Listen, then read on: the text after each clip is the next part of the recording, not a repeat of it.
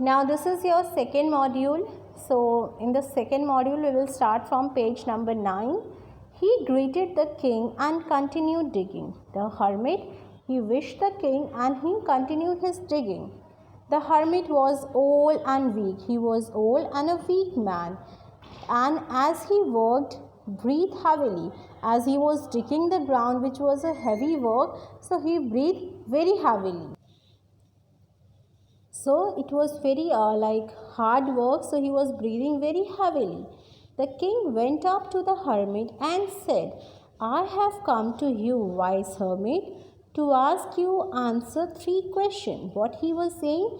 The king was saying, Sir, I came to you to ask 3 questions from you. How can I learn to the right thing at the right time? It means how can I, he's questioning the same question, how can I get that, what is the right time, who are the people I need most important people for me, and what affairs are the most important, which work is very important for me. The hermit listened to the king but did not speak. The hermit was listening his questions but he did not speak anything. He went on digging. You are tired, said the king. Let me take the spade and work in your place. The king was also a very kind man. He was saying that, sir, you are tired now. Give the spade to me and I will now dig this ground for you. Thanks, said the hermit. The hermit was saying, yes, thanks. Giving the king his spade. He given the spade to the king.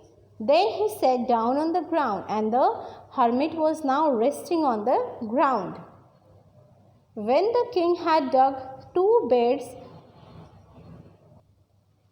the king had dug 2 beds, now he had dug 2 lines of the ground, he stopped and repeated his question. Again he stopped working, it means stopped digging, and repeated the same questions. The hermit gave no answer but stood up, stretching out his hand, the spade, and said, Now you rest, let me work. But hermit didn't give any answer to the king, and instead of giving answer, what he was doing, he was stretching his hand and asking for the spade, and he was saying, Now allow me to dig this ground for you. You can rest now. But the king did not give him the spade and continued digging. But the king, he was digging the ground. He didn't give the spade to the poor hermit. But the king did not give him the spade and continued to dig. 1 hour passed, then another. It means 2 hours passed now. The sun sat down behind the tree and at the last came the spade into the ground and said, I came, you wise man, for answer to my questions. You can give me no answer. Tell me so that I can return home. Now the king, because now the sun is setting down, so he was now saying to the hermit that I am here for asking my 3 questions. You haven't given any answer to my questions. Tell me, otherwise I have to return home also.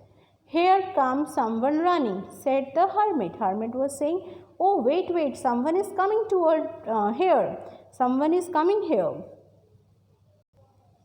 Now, in the second part, the king turned round and saw a bearded man running toward them. When the king took a round, and what he saw that a man having a beard around him, he was running toward them. His hands were pressed against his stomach. It means he held his stomach from one of his hand, from which blood was flowing, and from his stomach the blood was flowing. When he reached the king, he fainted and fell to the ground. When he reached to the king, he just fainted and fell on the ground. The king and the hermit, now both the king and the hermit removed the man's clothing and found a large wound in his stomach. When he removed the man's folding, some clothes, when he removed that clothes, they found that there is a large wound on his stomach. The king washed and covered it with a handkerchief. King washed the wound of that man and covered that with a handkerchief. But the blood would not stop flowing, but blood was still coming out. The king redressed the wound until at the last bleeding stopped. It means till the bleeding not stopped, he was continuously dressing him with a new handkerchief. The man felt better and asked for something to drink. Now the condition of man is better and he was asking something to drink. The king brought fresh water, gave it to him, and king himself went and bring a glass of water for him.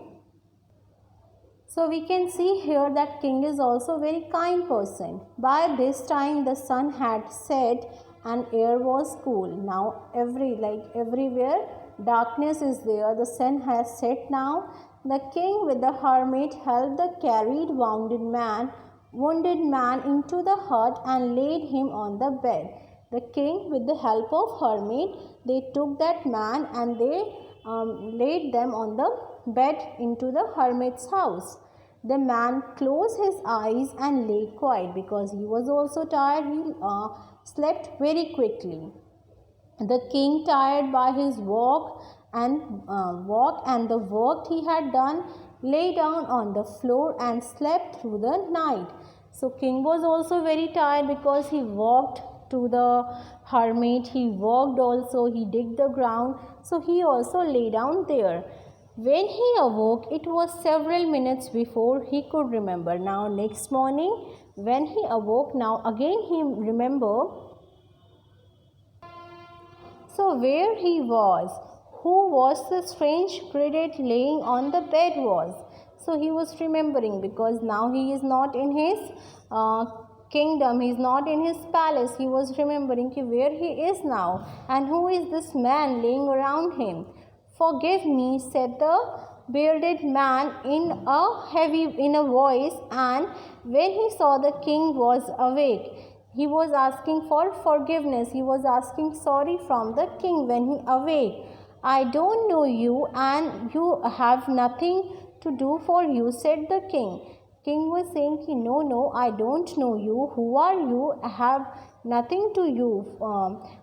You haven't do anything for me, anything wrong for you, said the king. You don't know me, but I know you. The person replies, maybe you don't know me, but I know you. I